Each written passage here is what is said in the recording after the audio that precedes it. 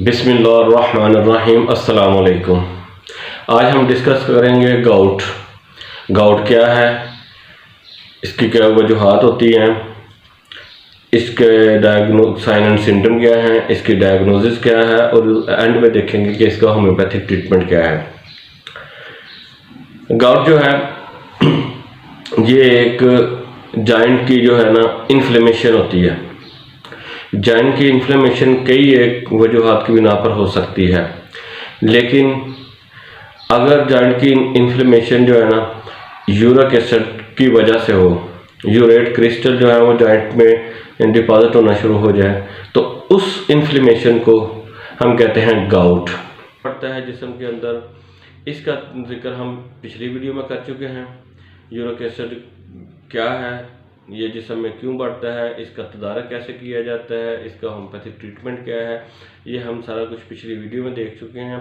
तो जिन्होंने अभी तक वो वीडियो नहीं देखी वो इसको पिछली वीडियो को भी ज़रूर देख लें, ताकि उनको यूरिक एसिड के मतलब कंप्लीट इंफॉर्मेशन हासिल हो जाए। जो गाउट है ये आपको मैंने बताया कि जॉइंट की एक इन्फ्लेमेशन है, जो कि जॉइंट के अंदर यूरेट जो है ना, यूरेट क्रिस्टल उनके डिपॉजिट होने की वजह से पैदा होती है। इसमें जो इसके साइन एंड सिम्टम्स हैं गाउट के, वो है कि शिद्दत से पेशेंट की ना जो भी अफेक्टेड जॉइंट होता है उसमें शिद्दत से दर्द होती है।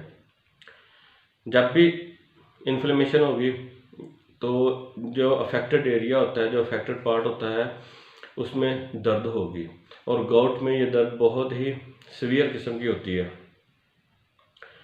दूसरी इसकी सिम्टम है कि ये रेडनेस, उस जो अफेक्टेड एरिया होता है उसमें सुर्खी पैदा हो जाती है, ब्राइट रेडनेस, शाइनिंग रेडनेस होता है, चमकदार सुर्खी जो है ना वो वहाँ पर पैदा हो जाती है। तीसरी, वो हिस्से में जो अफेक्टेड हिस्सा होता है, जो अफेक्टेड जॉइंट होता है, उसमें हीट पैदा हो जाती है। उसके बाद उसका लॉस ऑफ फंक्शन हो जाता है। जब दर्द होगी, हीट होगी, स्वेलिंग होगी, तो अल्टीमेटली वो फंक्शन नहीं करेगा। क्यों नहीं करेगा? कि वहाँ पर टेंडरनेस आ जाएगी। वो जो हिस्सा होता है वो बहुत ज़्यादा हसास हो जाता है, सेंसिटिव हो जाता है, टेंडर हो जाता है, उसकी वजह से उसका जो फंक्शन है वो मुतासर होते हैं।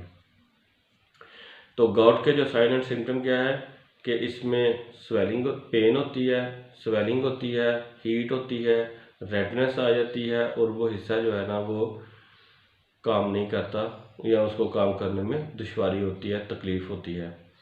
गाउट का जो टिपिकल अटैक होता है ये रात के टाइम ज़्यादा होता है। रात को जब पेशेंट सोया हुआ होता है तो उस वक्त गाउट का अटैक होता है, और पेशेंट को जो नींद से बेदार कर देता है। इसकी तकलीफ़ इतनी शिद्दत से होती है कि पेशेंट नींद जो है ना उसकी जो उसमें खलल आता है, और वो नींद से जाग जाता है, उठ जाता है, और इतनी शिद्दत से इसकी दर्द होती है, और इसके जो ऊपर इसका हिस्सा होता है, जो अफेक्टेड पार्ट होता है, वो इतना ज़्यादा हसास हो चुका होता है कि जो बेड शीट होती है ना उसको भी वो टच करना, जो उसका वो जो टच करना है उसका बेड शीट का, उसको भी बर्दाश्त नहीं करता। जो गाउट है ये एक जॉइंट को भी इफ़ेक्ट कर सकता है और मल्टीपल जॉइंट को भी इफ़ेक्ट कर सकता है। इसमें कोई इसमें नहीं है कि किसी एक को ही हमेशा करेगा, एक को भी कर सकता है, एक से ज़्यादा जॉइंट को भी कर सकता है। और इसका जो टिपिकल अटैक होता है वो होता है अंगूठे, पाँव के अंगूठे का जो जॉइंट होता है ना उसके अंदर जो इसका अटैक होता है, टिपिकल अटैक इसका होता है। अब उसके हम देखते हैं कि जो गाउट है उसकी जो कॉम्प्लिकेशन है वो क्या है। सबसे बड़ी कॉम्प्लिकेशन जो है ना गाउट की, वो है क्रॉनिक गाउट, यानी कि एक पुरानी किस्म का गाउट शो हो जाता है। नॉर्मली क्या होता है कि एक या दो दफ़ा गाउट का अटैक हुआ, या साल के अंदर एक या दो दफ़ा हो गया, और या पूरी ज़िंदगी में एक या दो दफ़ा अटैक हो गया, और पेशेंट उसके बाद बिल्कुल फ्री हो जाता है और उसको गाउट का अटैक नहीं होता। लेकिन कभी देखा गया है कि मल्टीपल अटैक होने शुरू हो जाते हैं, एक से ज़्यादा, और फिर जब ये मल्टीपल अटैक होने शुरू तो ये एक क्रॉनिक गाउट की जो है ना सूरत अख्तियार कर लेता है। तो ये गाउट की में अगर तो 1-2 अटैक में वो पेशेंट फ्री हो जाए ठीक है, वरना ये क्रॉनिक शक्ल अख्तियार कर लेता है और ये काफ़ी देर तक फिर चलता है।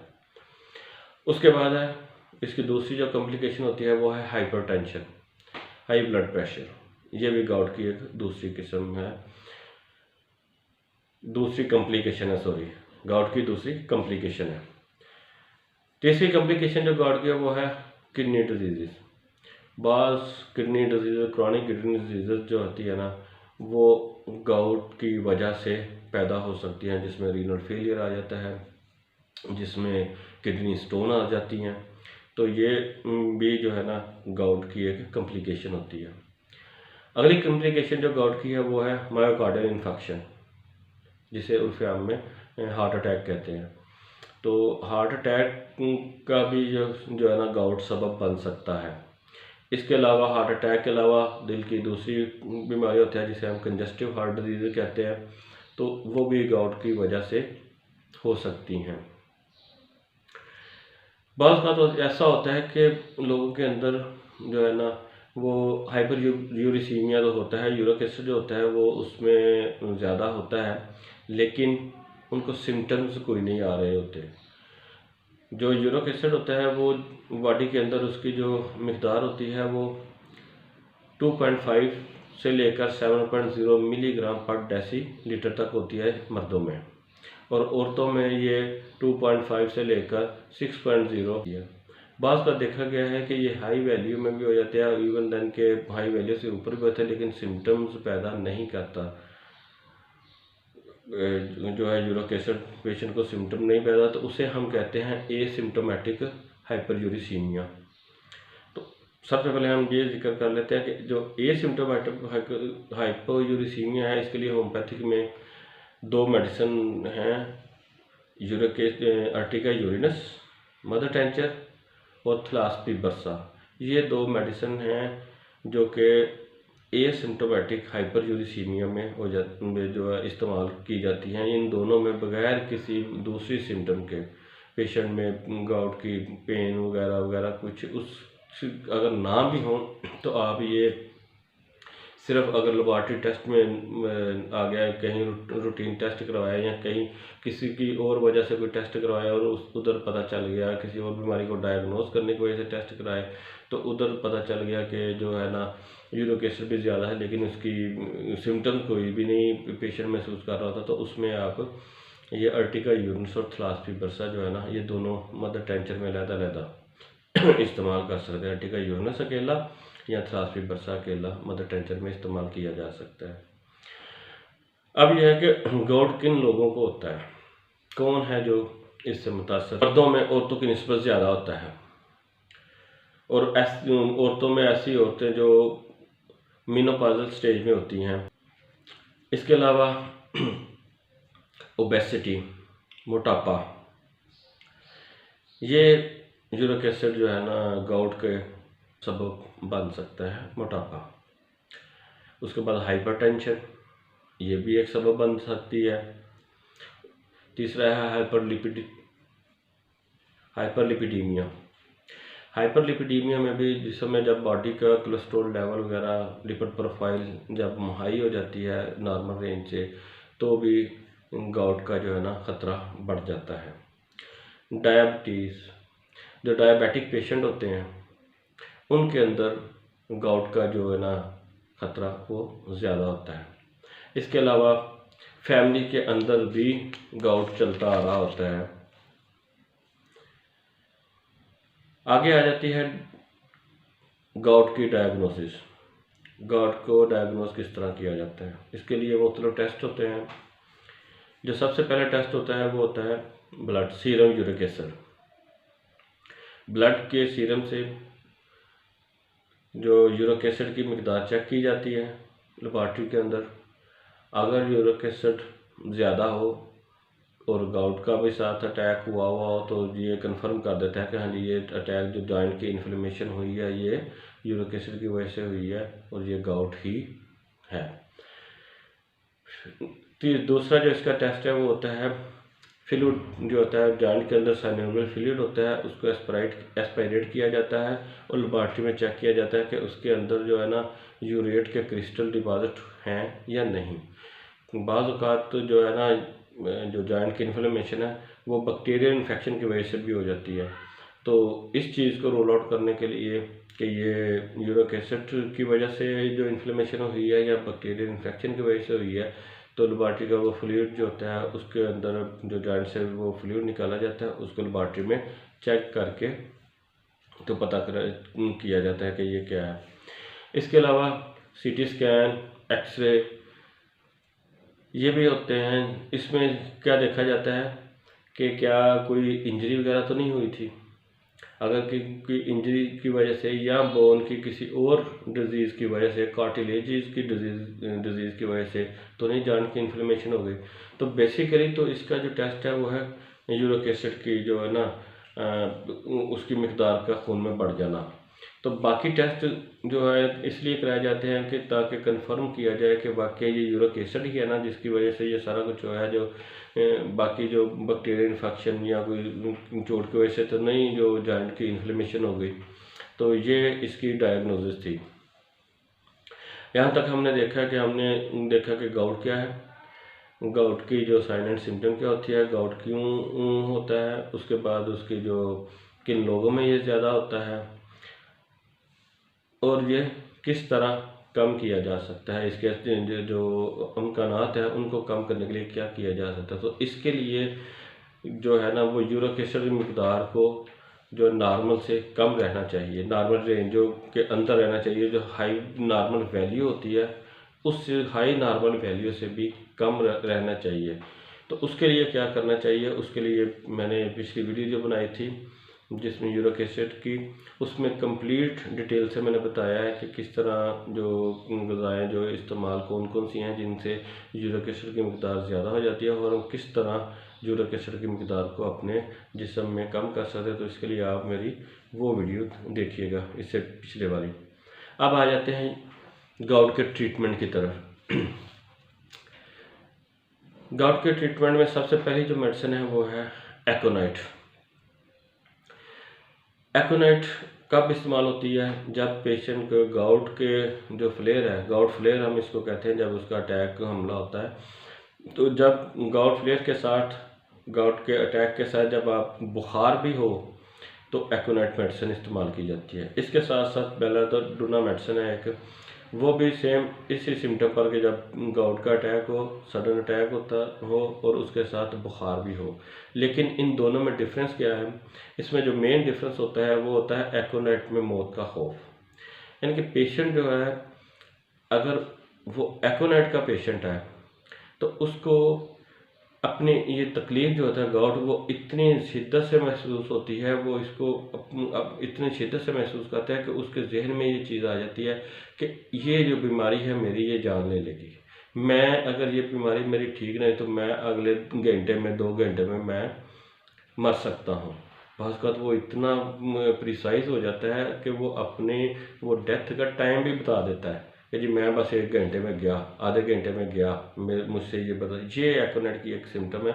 अगर ये मौत का फ़ियर हो, इतना ज़्यादा मौत का खौफ हो पेशेंट में, तो एकोनाइट। अगर मौत का खौफ नहीं होता तो फिर बेलाडोना दी जा सकती है।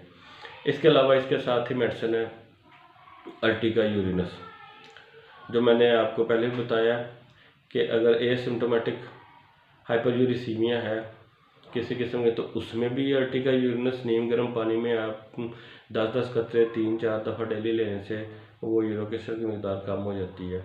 और इसी तरह के जब अटैक यूरिक एसिड का हो जाए तो उसमें भी हम इसी तरह ही 10-10 कतरे यूरिक एसिड मदर टेंचर के शिद्दत के लिहाज से, जितनी सीवियर किस्म के वो गाउट का अटैक है उसके लिहाज से ही अगर हम 1-1 घंटे बाद, 2-2 घंटे बाद, 3-3 घंटे के वक्फे से 10-10 कतरे नीम गर्म पानी में लेते हैं तो ये अर्टिका यूरिनस जो है ये ब्लड में यूरिक एसिड के लेवल को फ़ौरन नीचे ले आता है। अब इसके बाद मेडिसिन आ जाती है कॉल्चिकम। कॉल्चिकम जो मेडिसिन है इसका पेशेंट बहुत चिड़चिड़ा होता है और ये किसी भी किस्म की जो है ना एक्सटर्नल इम्प्रेशन किसी भी किस्म का हो वो बर्दाश्त नहीं कर सकता। मसलन कि अगर इसको अटैक हुआ हो इस पेशेंट को और उस घर के अंदर ये है और किचन के अंदर कुकिंग हो रही है, तो जो कुकिंग की स्मेल होती है ये उसको बर्दाश्त नहीं कर सकता। ठीक, कुकिंग की स्मेल को, और अगर ख़ास तौर पर किचन के अंदर एग फ्राई हो रहे हो या मीट जो है ना वो उसकी तैयारी और पक रहा हो या फ़िश पक रही हो, तो ये पेशेंट इसकी स्मेल को, स्पेशली फ़िश की स्मेल को बर्दाश्त नहीं कर सकता और इसकी तकलीफ़ में इजाफा हो जाती है। इसकी नाइस हो घर के अंदर तो वो चाहे हल्का सा नाइस हो, शोर शराबा हो, लेकिन ये उसको बहुत ज़्यादा लेगा और महसूस करेगा। ये कॉन्शिकम पेशेंट के जो है ना बेसिक सिम्टम होते हैं। इसके बाद आ जाती है मेडिसिन लेडमपाल। लेडमपाल उन पेशेंट में हम इस्तेमाल करते हैं जो अल्कोहलिक अब्यूज़र हो, जो अल्कोहल का इस्तेमाल ज़्यादा कर रहे होते हैं या अल्कोहल का इस्तेमाल कर रहे होते हैं। ये लेडमपाल की जो एक ख़ास सिम्टम है वो ये है कि जो पेशेंट है वो अपने जोड़ जो होते हैं ना उनको कवर नहीं कर सकता, हीट नहीं बर्दाश्त करता। वो चाहता है कि इसके जो अफेक्टेड पार्ट होता है ना उसको वो ठंडे पानी के साथ टकोर करना चाहता है। इसमें जॉइंट की स्टिफनेस भी होती है और वो स्टिफनेस ठंडे पानी की टकोर से, बर्फ़ लगाने से, ज़्यादा ठंडा पानी करने से, ज़्यादा ठंडा पानी करने की जो पानी से टकोर करने से इसको सुकून मिलता है। ये लेडमपाल की बड़ी ज़बरदस्त, लेकिन पेशेंट ये चिली होता है, खुद ये वैसे सर्दी बर्दाश्त नहीं कर सकता, लेकिन जैसे ही इसका वो यूरिक एसिड का अटैक होता है तो ये जो है ना वो ठंडे पानी का फैक्टर जो पार्ट होता है उसको ठंडे पानी के साथ तर करना चाहता है, तो उसको ये अपना तकलीफ़ में सुकून मिलता है। अगली जो मेडिसिन है वो है आर्निका।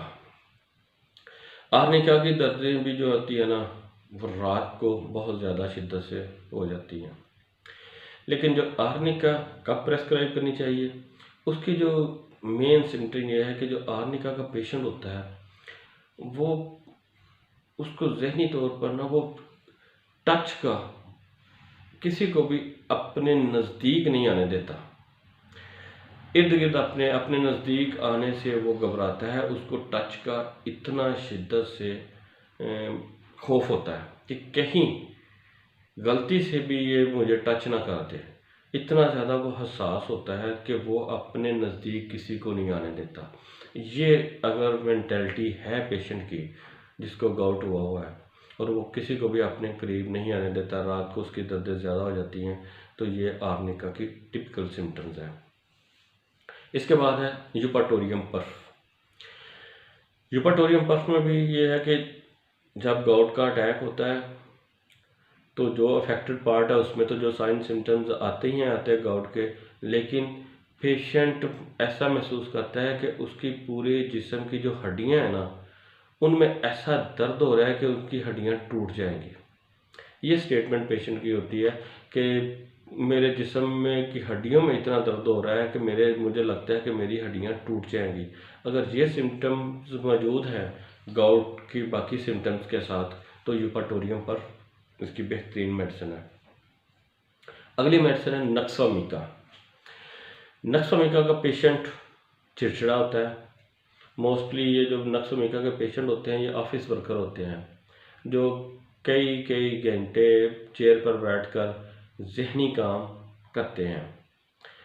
तो ऐसा पेशेंट जो कि ऑफिस वर्कर हो, ज़हनी काम करने वाला हो, कई घंटे उसको अपने पेशे के लिहाज से बैठना पड़े और उसके साथ चिड़चिड़ापन हो, कब्ज़ हो, तो उसको बवासीर भी हो सकती है। तो अगर ये सिम्टम सारे मौजूद हैं गाउट के अटैक के साथ, गाउट के सिम्टम्स के साथ, तो ये नक्सोमिका की तरफ इशारा करते हैं। अगली मेडिसिन जो है वो है बेंजोइक एसिड। बेंजोइक एसिड में मैंने पहले भी पिछले वीडियो में भी बताया था कि बेंजोइक एसिड का पेशेंट आपसे ये है कहेगा कि अगर मुझे पेशाब खुल के आता रहे तो मैं बिल्कुल ठीक रहता हूँ, लेकिन जैसे ही मेरा पेशाब कम होना शुरू हो जाता है तो मुझे जोड़ों में दर्दें शुरू हो जाती हैं। ये टिपिकल सिम्टम है। इसके साथ इसके जो पेशाब होता है ये डार्क कलर का होता है, डार्क रेडिश कलर का होता है, और ये ऑफेंसिव बड़ा होता है। पेशेंट को खुद महसूस होता है कि उसकी पेशाब की जो ना वो ऑर्डर है, जो उसकी स्मेल है वो बहुत ज़्यादा है।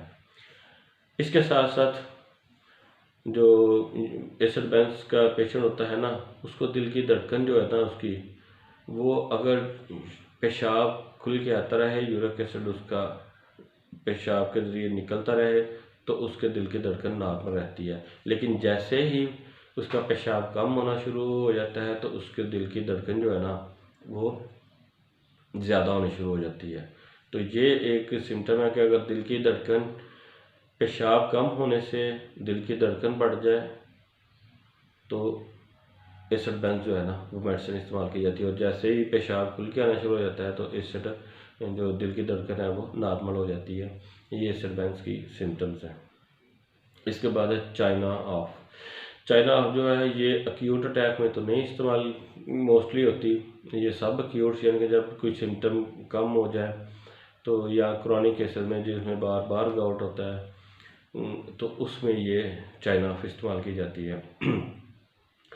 चाइना ऑफ की जो मेन सिम्टम होती है वो ये होती है कि इसका पेशेंट जो अफेक्टेड पार्ट होता है ना उसके ऊपर टच बर्दाश्त नहीं कर सकता। यही चीज़ हमने देखी है आर्निका के पेशेंट में। लेकिन आर्निका के पेशेंट में हमने आपको बताया कि वो अपने नज़दीक ही किसी को नहीं आने देता, उसको इतना ज़्यादा टच का खौफ होता है कि वो किसी को अपने नज़दीक नहीं। लेकिन इसमें वो उस लेवल का खौफ नहीं होता।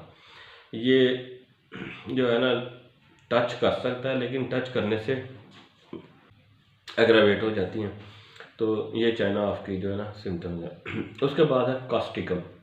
जो अटैक के साथ जो सिम्टम आते हैं, जो ये क्रॉनिक जो है ना गाउट, उसके अंदर भी इस्तेमाल होती है मेडिसिन।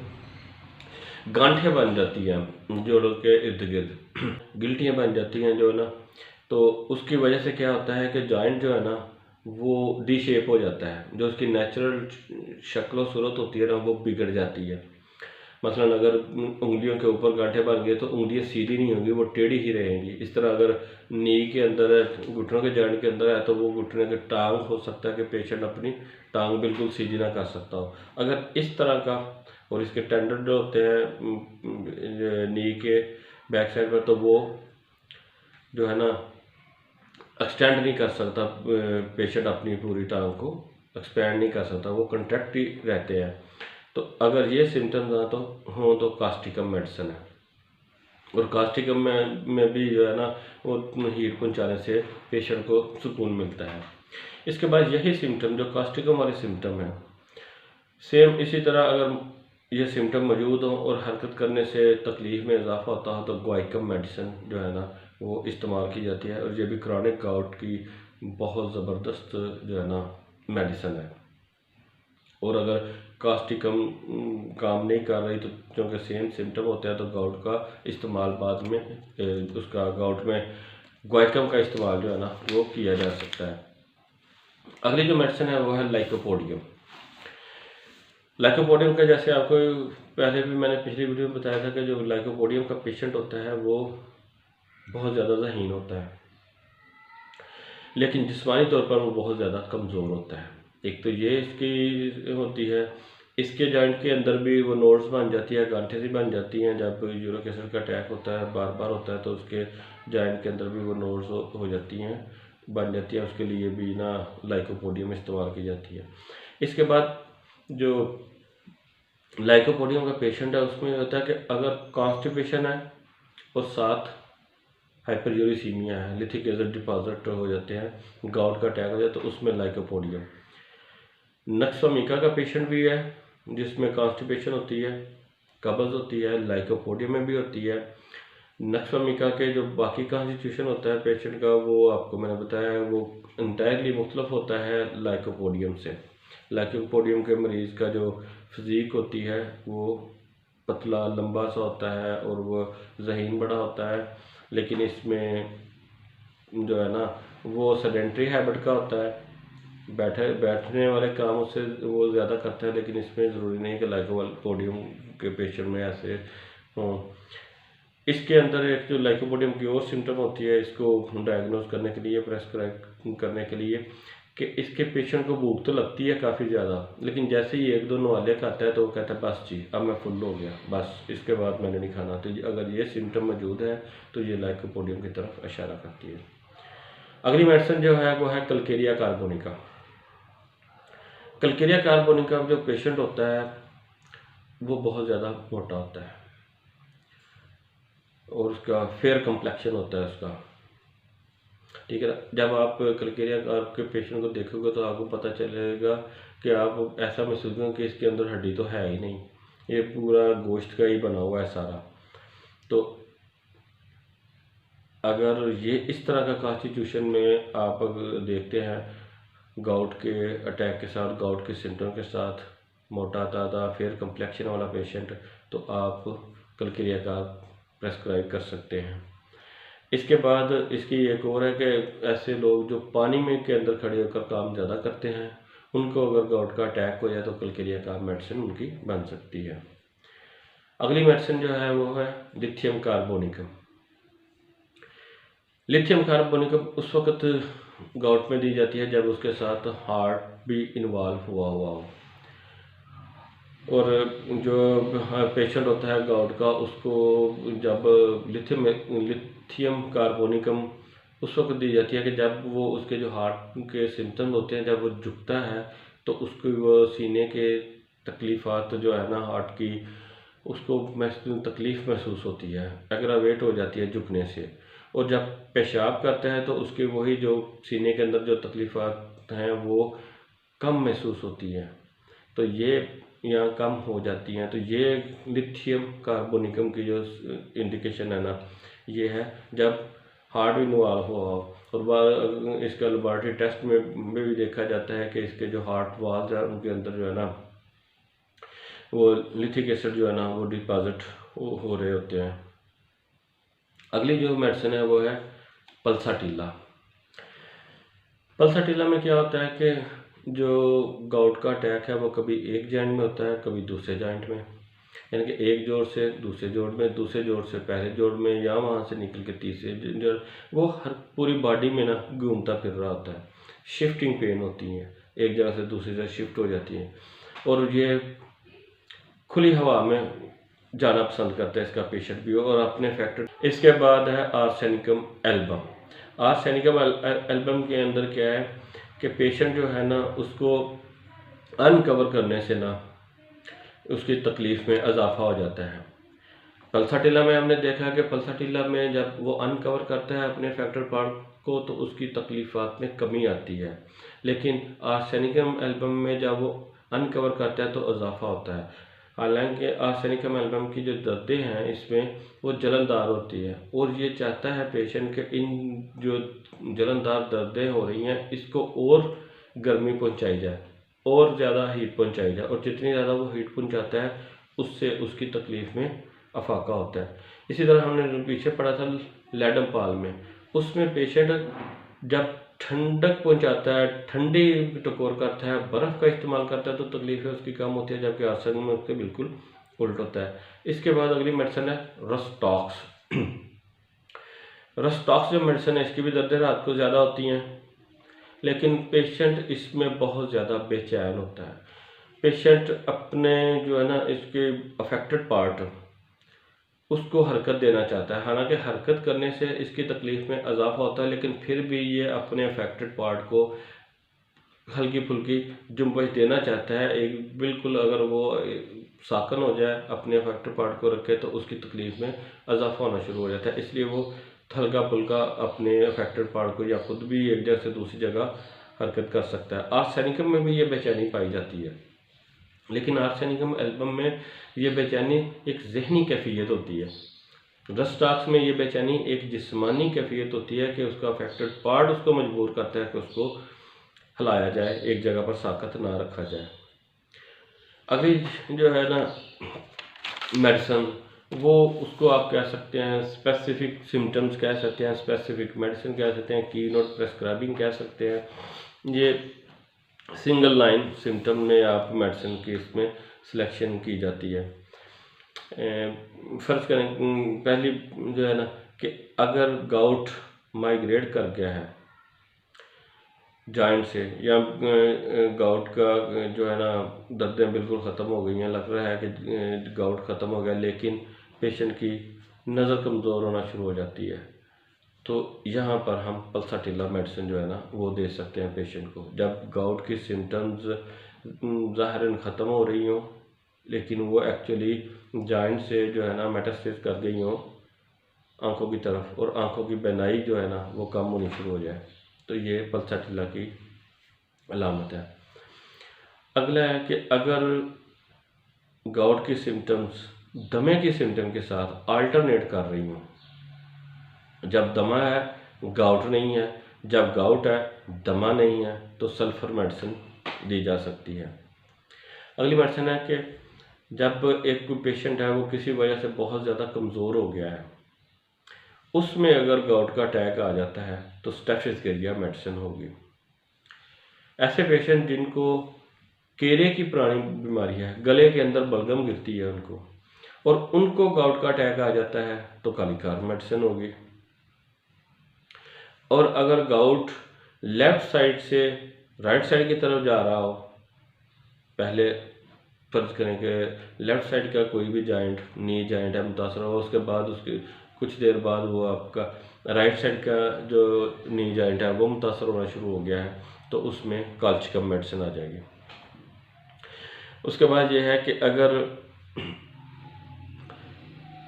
पेशेंट को गाउट के साथ जब वो पेशेंट गाउट वाला लेटता है अपनी कमर के बल, तो जब वो कमर के बल लेटेगा तो वो अपने घुटनों को, अपनी टांगों को सीधा नहीं कर सकेगा, उसकी टांगें जो उसके घुटने जो हैं वो बेंट ही रहेंगे। कमर के बल लेटने से घुटने अगर बेंट ही रहें और पेशेंट अपनी टांगों को, घुटनों को बिल्कुल सीधा ना कर सके, तो काली आयोडाइटम मेडिसिन दी जाती है। अगर गाउट के सिम्टम के साथ स्वेट बहुत ज़्यादा, पसीना बहुत ज़्यादा आ रहा हो, तो मर्क्यूरस मेडिसिन बनती है। उसके बाद अगर गाउट की सिम्टम जो है ना वो अल्टरनेट करें मैदे की सिम्टम के साथ, तो एंटीक्रूडम मेडिसिन होती है। मतलब कि गाउट जो है वो कम हुआ तो वॉमिटिंग शुरू हो गई, वॉमिटिंग कम हुई तो गाउट शुरू हो गया, तो ये एंटीक्रूडम की सिम्टम होती है। और इसके अगर गाउट के साथ भी ये मैदे की प्रॉब्लम हो तब भी एंटीक्रूडम दी जा सकती है। इसके बाद गाउट के साथ अस्थमा, दमा, मैंने आपको पहले बताया था कि गाउट के साथ अगर दमा अल्टरनेट करे तो सल्फ़र, लेकिन गाउट के साथ अगर दोनों को एग्जिस्ट करें तो एसिड बेंज मेडिसिन होती है। अगली मेडिसिन है खांसी। अगर गाउट कम हो तो खांसी ज़्यादा होनी शुरू हो जाती है, खांसी कम हो तो गाउट ज़्यादा होना शुरू हो जाता है, तो उसके लिए मेडिसिन है कालोसेंथिस। इसके बाद लास्ट में हम देखेंगे कि अगर गाउट के अटैक के बाद कमज़ोरी पैदा हो जाए, अगर गाउट के अटैक के बाद कमज़ोरी उसी अफेक्टेड पार्ट में हो जाए, मतलब नी जॉइंट का गाउट था, गाउट ठीक हो गया, लेकिन अब नी जॉइंट जो है ना, घुटनों के जो है ना दोनों जोड़, एक या दो जितने में भी गाउट का अटैक हुआ था, अब वो कमज़ोर पेशेंट को महसूस होना शुरू हो जाए, पेशेंट कहे कि अब ये पहले तरह के नहीं हैं, तो उस पर हम बैलेस्प्रिनिस मेडिसिन है जो दी जाती है। अगर गाउट के बाद पेशेंट पूरा असाबी तौर पर ही वो महसूस करे कमज़ोरी, पूरा जिस्मानी कमज़ोरी महसूस करे, तो उसके लिए साइप्रीपीडियम मेडिसिन दी जाती है। तो जी ये था हमारा आज का गाउट का टॉपिक, जिसमें हमने देखा कि गाउट की क्या होता है, क्यों होता है, इसके साइन एंड सिम्टम क्या हैं, किन लोग इसकी कॉम्प्लिकेशन क्या है, किन लोगों को ये ज़्यादा होता है, और इसका होम्योपैथी ट्रीटमेंट क्या है। अगली वीडियो में हम देखेंगे इंशाल्लाह किडनी स्टोन के बारे में, क्योंकि किडनी स्टोन भी यूरिक एसिड के साथ रिलेटेड है, तो हम यूरिक एसिड की कोई लेके अभी चल रहे हैं। पहले यूरिक एसिड का बताया कि क्या है, फिर अब उसके बाद जो उसकी कॉम्प्लिकेशंस आती थी यूरिक एसिड की, गाउट, उसके अब यूरिक एसिड की दूसरी कॉम्प्लिकेशन जो किडनी में आती हैं, उसमें हम देखेंगे किडनी स्टोन के बारे में सबसे पहले। उस वक्त तक के लिए इजाज़त दीजिए। अल्लाह हाफिज़।